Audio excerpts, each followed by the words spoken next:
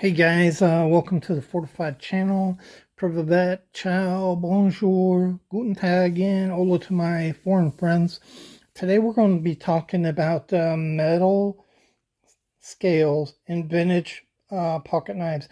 It's going to be kind of a slip joint 101 type of thing. And recently I did one on wood. I'll be covering all these different scale materials, but um,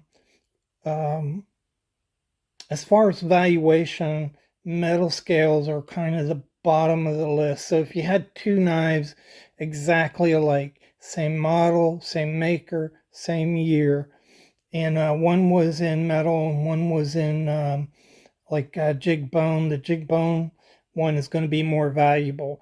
And people just, aren't really crazy about metal knives. And so we're going to be talking about that and how you can tell the difference between different metals in that you might find in pocket knives. It's going to be really informative, really a fascinating discussion, and should help you out in your collecting. So I hope you watch it to the end. This knife here is just sheet metal, carbon steel, and it is a shell type design. You can tell that. You can see it's clipped on the end right there.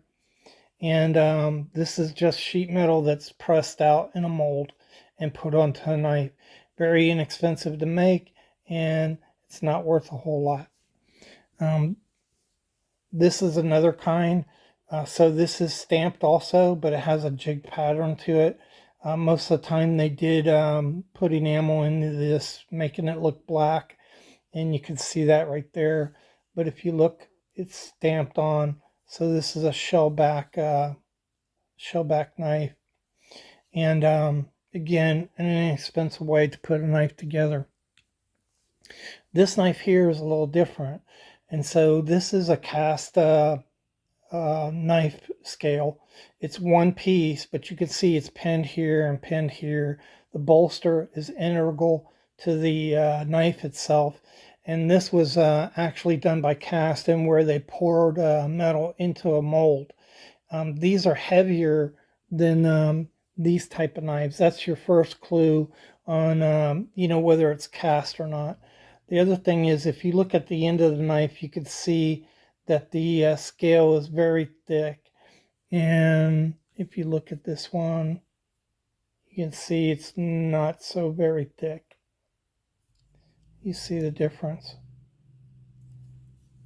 So these I think are generally worth a little bit more. They're kind of cool looking, and they will fetch a little higher price, but still they're pretty cheap to get and obtain. And I think they're pretty cool.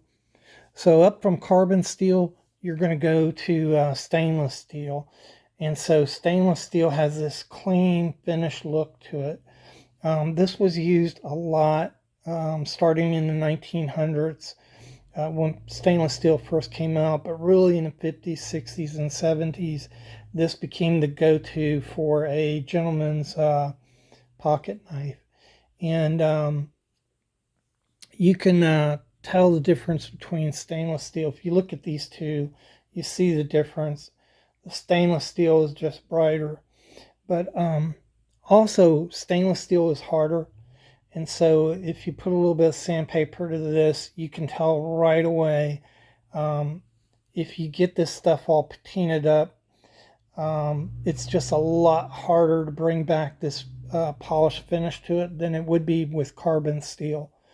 They did make knives like this in carbon steel too, but carbon steel actually shines up pretty quick, where stainless steel, it takes a lot of work to get that mirror finish back to where it was.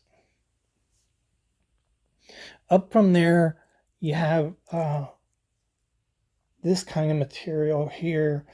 This is another reason to watch this video. When I got this, I'd never seen it before. I knew it was different. It didn't look brass to me. It also didn't look gold to me. And I was like, what the heck is this? And asked a few friends of mine. They didn't know what it was either. And what through research, what I figured out is this is gunmetal. So gunmetal is a type of bronze, and it's a copper alloy, as bronze is also.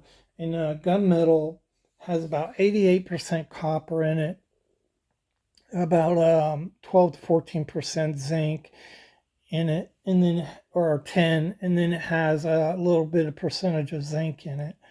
The thing about gunmetal, it's a very old alloy.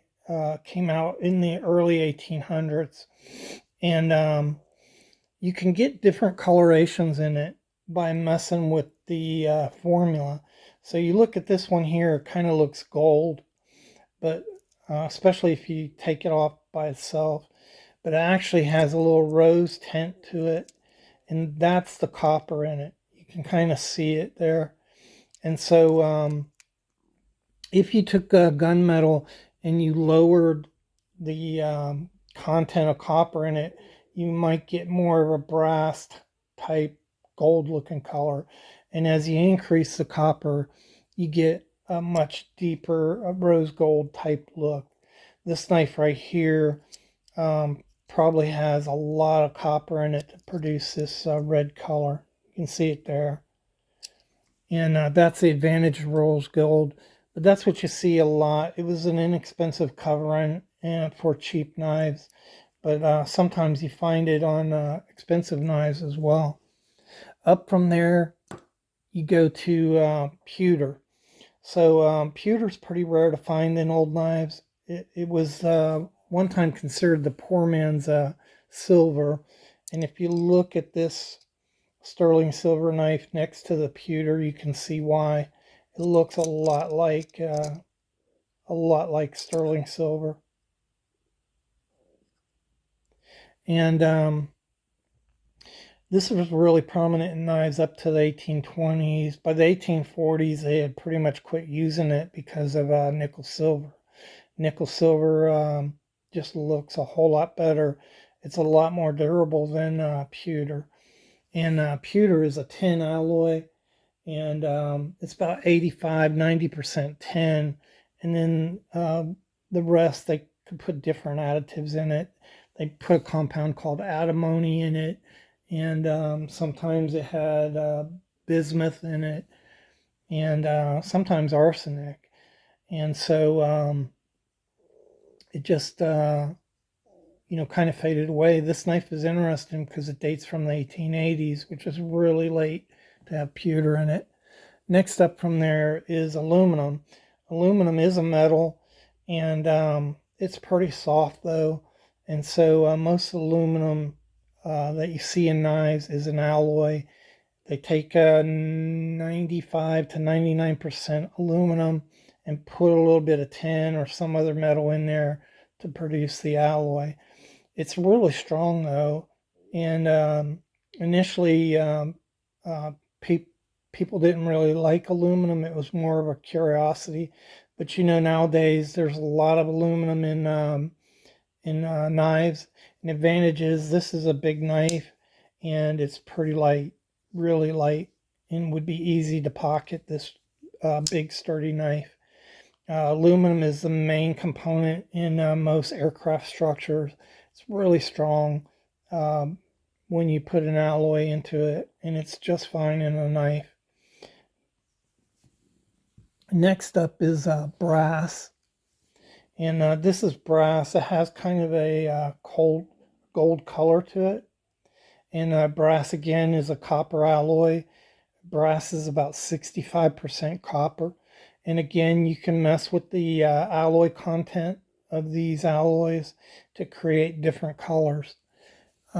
This knife right here, I think is brass. Most people would say it's brass, and they're comparable sizes, and the weight's almost exactly the same in these knives.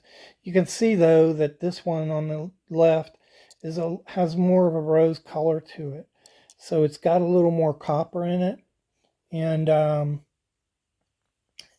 don't know, because it's solid. You see that right there? It's not coated. And I kind of feel like this is just a higher content copper brass. But it could be bronze also. So bronze had a very high content of copper in it, around 88%. And it was really strong, but had this rose color because of the copper. It was used a lot in old knives and other things as well because it was easily formed. So this could be bronze actually, but I think it's probably brass. This knife right here I bought because I thought it was brass, and if you look at it, it looks brass. But when you look at it next to a brass knife, you can see it's kind of a rose color to it.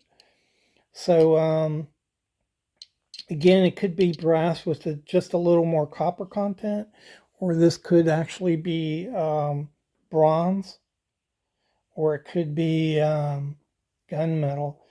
If I had to say this wasn't brass, I'd probably say it's gunmetal plated in there. It's pretty thick though to be gunmetal. So it actually may be brass or a higher content copper alloy, but it has a little different color. And that explains these brasses to you, how some of them could look different. They can mess with the alloy content of them. This is nickel right here. Oh, snap in. This is nickel.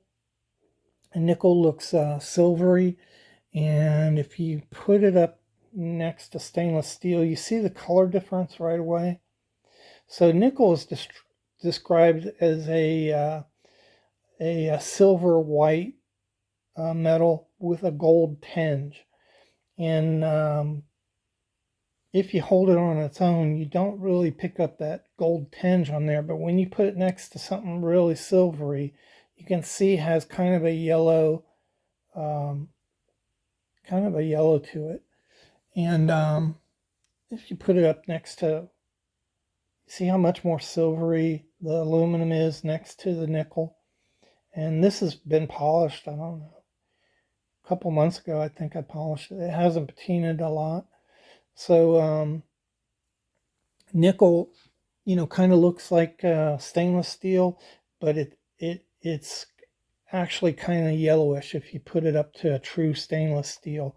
And that's how you can tell the difference between genuine nickel. Nickel is a metal. It's not an alloy metal. It's a genuine metal like aluminum is. When you go up from there, you get into precious metals. And so at the start of the video, we talked about how metal is at the bottom of the valuation chart. Obviously, when you get into precious metals, that can go up a little, but it really doesn't go up substantially because most of the metal that you find is going to be on pen knives. This is a little pen knife by Gorham. It's sterling silver. This one is a pen knife from Holly Manufacturing Company. And you can see the similarities in the silver, sterling silver. They kind of have like a powdery silver look to them, kind of a white silver look to them. And if you put that up next to the pewter, you can see why this was a poor man's silver, because it looks a lot like it. And mostly precious metals, you're going to find them in these pen knives, but they did use precious metals in bigger knives in a limited way, because obviously as you put a lot of gold into something, it's going to get really heavy. The same thing with silver, and it adds a lot of cost to the knife. So mainly in bigger knives, you're going to see it in this capacity right here. This is a kitchen carver by Joseph Rogers, I think. Yeah, Joseph Rogers. And that's sterling silver right there that has black enamel put into the small spaces. And then it's sterling silver on the end cap here. And that's mainly what you're going to see it in kitchen cutlery. On bigger knives, you can see it on Bowies. And this is absolutely fantastic knife here. If I can get it in. So this is a gaucho style knife, and it is all sterling silver. if you look here, the coloring is exactly the same as a sterling silver pocket knife. And so the whole thing is sterling silver. And it's a hunting knife. So you see the hunting motif. There's a lion there. So this was actually a hunting knife. We know these as a what do they call them? A cutlery handled bowie, right? And so some of those bowies were brought into the United States. This is South American. It was made in England. But again, you can see the difference between the sterling silver and the carbon steel blade that's been polished up. It's kind of duller and white. And this is how you're going to see silver or gold in a larger knife. This is unusual. Yeah, you normally would just see pieces of gold and silver in larger knives. So up from silver, we get into gold. Again, you're mostly going to see that on small knives. This is 14 karat gold Voss. I think this is a Voss knife right here. And it's yellow gold. This one is a Robeson in white gold. And you can see the difference. If you take brass and you put it up to gold, brass has a really gold color to it. See that? The gold tends to be yellower though, and reacts differently. It'll polish up really easy. Brass doesn't polish up as easy as gold. That's one good way to tell it. Usually there'll be a mark on here somewhere saying that it's gold. This is a knife that is gold. You can see it's a different color. And so this is rose gold and green gold. And green was really popular in the Civil War era. You find a lot of green gold in pocket watches and things like that. And you can see the difference. They have a natural luster to them though. This is rose gold again. This is an Empire knife, and you can see the difference between the golds. Rose gold has that rose color to it. You can also see the similarity between gunmetal. See that? It's a lot alike. It's not gunmetal though. This is gold. So that's your primary metals. Yeah. Once you get to know them a little bit, they're pretty easy to differentiate. Most people are going to have a hard time. Is this silver or not?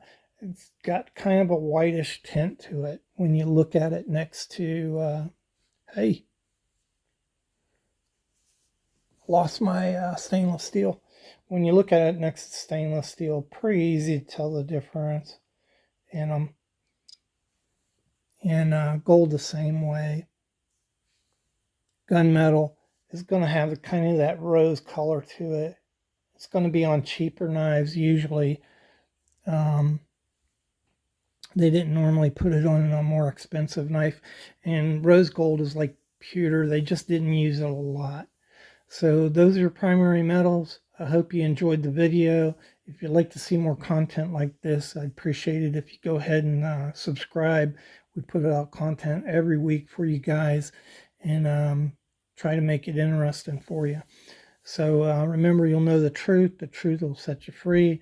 And I really appreciate you guys for watching.